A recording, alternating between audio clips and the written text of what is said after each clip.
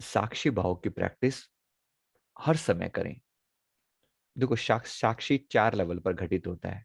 शरीर के प्रति साक्षी, शरीर के प्रति साक्षी, शरीर के प्रति, शरीर की कोई भी क्रिया होते हुए साक्षी बने रहना। शरीर चल रहा है, आप साक्षी हैं। शरीर ज्यादा तकलीफ नहीं देता, लेकिन शरीर, शुरुआत शरीर से होती है। नहा रहे हैं, साक्षी भाव से पानी शरीर पर गिर रहा है, आप भीतर बैठकर देख रहे हैं। बड़ा गजब का अनुभव होता है, बहुत गजब का। क्योंकि एक तो साक्षी का मतलब विचार शून्यता आ गई। साक्षी का मतलब विचार शून्यता अपने आप आ गई, क्योंकि आप विचारों से तो परे खड़े हैं। आप अंदर बैठकर इस शरीर को भीतर से देख रहे हैं। शरीर पर जल डाला जा रहा है, आप फील कर रहे हैं कि हाँ, आप साक्षी हैं। खाना खाया जा रहा है, मुंह में आपने रोटी डाली, खाना डाला, आप अंदर से बैठकर देख रहे हैं।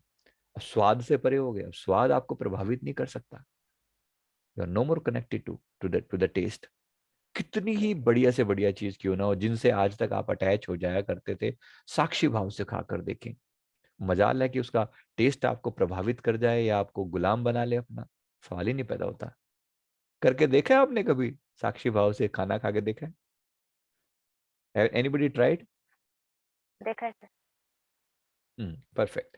अगर देखा हाँ। है तो बहुत उत्तम, नहीं देखा तो देखें। It's worth doing. बड़ा मजा आता है, मतलब बड़ा आनंद आता है अंतर में। अब कोई खाने की क्या सामने रखा है ये प्रभावित ही नहीं होता, इस बात का कोई लेना देना कभी होता ना, क्योंकि मन है। अगर कोई फेवरेबल चीज सामने आ जाए, जिसको आप लाइक करते हैं, तो थोड़ा सा और खा लिया। क्योंकि खाने में एक तरह का नशा है, एक तरह का नशा है। अधिकतर लोग खाते हुए मन पर कंट्रोल नहीं रख पाते। They are gone by the taste of the food. अगर कोई टेस्टी चीज है तो वो थोड़ा सा और खा लिया, एक रोटी और खा ली या कुछ ऐसे। तो वो अधिकतर वो उस समय कंट्रोल नहीं होता अपने मन के ऊपर। और एक मादकता है, एक टाइप का एडिक्शन है खाना भी। हम्म। एक टाइप का एडिक्शन है, क्योंकि खाते हुए मन को शांत रख पाना, कंट्रोल रख पाना और स्वाद से परे रह पाना बड़े कमाल की चीज है, बहुत कमाल की चीज है। तो जरा करना, रख पाएंगे? करेंगे ये कर पाएंगे प्रैक्टिस? सर। मेरी बात समझ में आ रही है? यस तो सर। जो टेस्ट की चीजें हैं, जिसके साथ आप बंध जाते हो, जिसके साथ आप बन जाते हो, खास यानी कि जिस टेस्ट में जो चीज आपको बहुत टेस्टी लगती है, उसके लिए वो चीज खाते हो, विशेष रूप से अपने आप को जरा याद दिला देना, याद दिला देना अपने आप को जरा थप्पड़ उप्पड़ मार के कि भाई देखो, अब ये टेस्टी चीज सामने आ रही है, I have to be careful. इस दौरान अपने मन को भटकने नहीं देना। मन करेगा, जैसे मूड खाना शुरू करोगे तो मन एकदम एक स्वाद में डूबने की कोशिश करेगा। Be careful. आप साक्षी हैं, दूर हैं। जो मुंह में कौर डाला और फील किया कि वो कहाँ टच कर रहा है, बॉडी, जीभ पर कहाँ टच कर रहा है, क्या लग रहा है, क्या फील हो रहा है। और ये जानना कि आप ये स्वाद नहीं है, बड़ा गजब का अनुभव होता है, बहुत गजब का। बड़ी से बड़ी चीजों का अटैचमेंट तोड़ना आसान है वहां पर, अगर आपने इसको अनुभव कर लिया तो।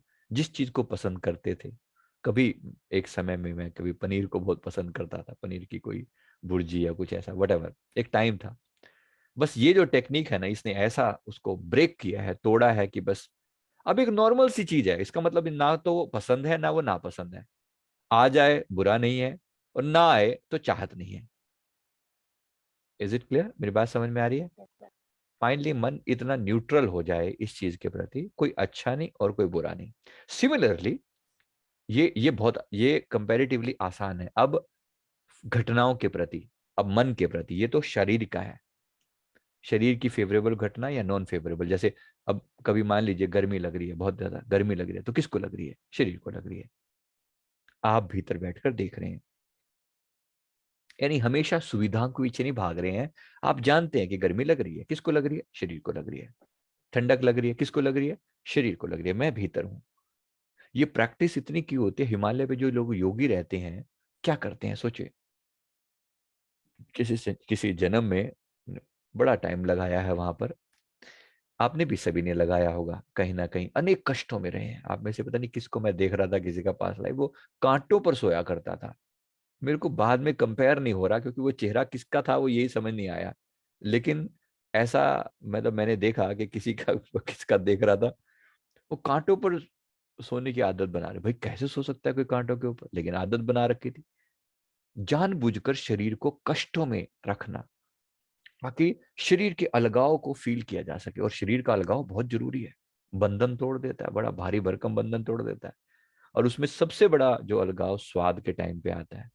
एक स्वाद के टाइम पे, जैसे मैंने कहा, नहाने के टाइम पे शरीर को कोई कष्ट हुआ तब, क्योंकि कष्ट के टाइम पे शरीर को अलग देख पाना बड़ा आसान है।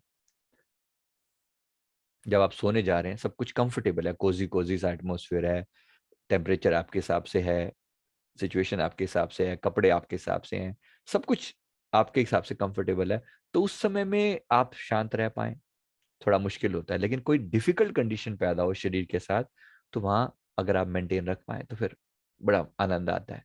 अब दूसरी सिचुएशन है मन से अलग हो पाना।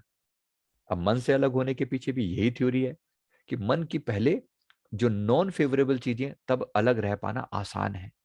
फेवरेबल चीजों में अलग रह पाना मुश्किल। जैसे मान लो कोई बुराई कर रहा है, अब मन को पहले से आपने बता दिया कि देखो अब ये सिचुएशन आ गई है, कोई बुराई करेगा, I have to be witness, मैं देखने वाला हूं। मन है, विचार है, मैं तो मन नहीं हूं, मैं भाव भी नहीं हूं।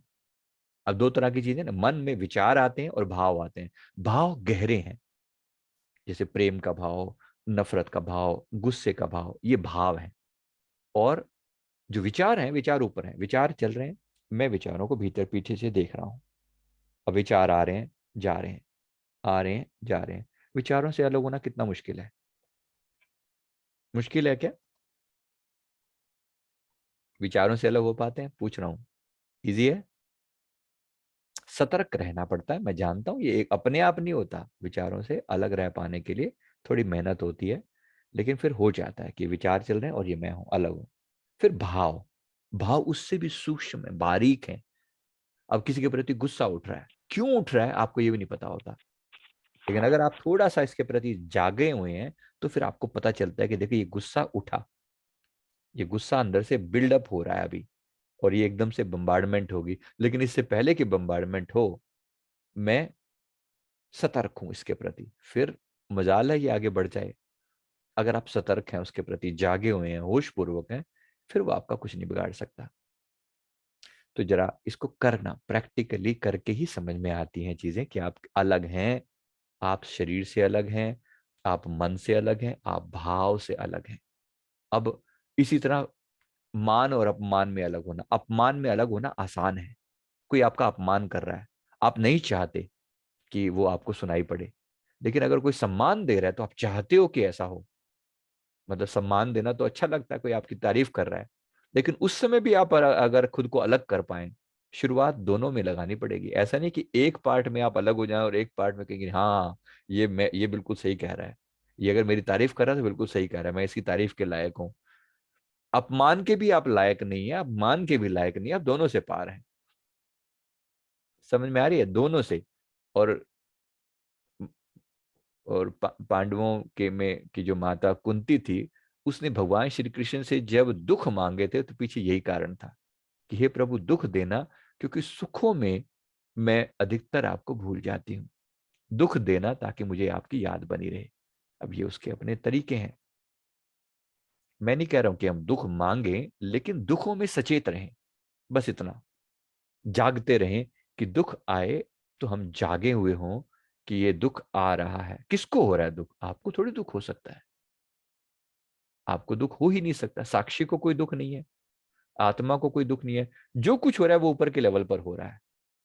कभी हो ना दुख की स्थिति हो, लोग बड़ी, बाहर की स्थिति बहुत खराब हो, लोग रो रहे हैं, दुखी हैं, आप रो रहे हैं, घर की स्थिति खराब है, कोई कारण है, जो हो रहा है वो मन के लेवल पर हो रहा है, आप अलग हैं। क्या ये अनुभव किया है कभी आपने? कभी अनुभव किया है? दुखी लोगों के बीच बैठे हैं, लेकिन आप भीतर से शांत हैं, कोई असर नहीं, कोई दूर दूर तक पता भी नहीं चल रहा कि हो क्या रहा है। लोग हैं, दुखी हैं, बस आप अलग होना जान लें एक बार, कि वो अलग होने की कला जिसको आ गई, फिर उसके ऊपर कोई असर नहीं हो सकता। यही तो साक्षी स्वभाव की सबसे बड़ी खासियत है। इसका मतलब आप आत्मा में उतर चुके हैं। Now you are not part of the crowd. आप अलग हैं। दिखते ऊपर से सब ऐसे ही है, दिखने में सब ऐसे दिख रहे हैं। किसी को क्या पता कि मैं अंदर मेरी मन स्थिति क्या है, वेयर आई एम इनसाइड। बस उसी उसी चीज के लिए साक्षी जो है वो भीतर वो जाग रहा है। वो जागना बड़ी बात है, बात बात छोटी नहीं है, बात बहुत बड़ी है। वो इतनी बड़ी कि वो आम लोगों के तो वहां अप्रोच ही नहीं पहुंच सकती।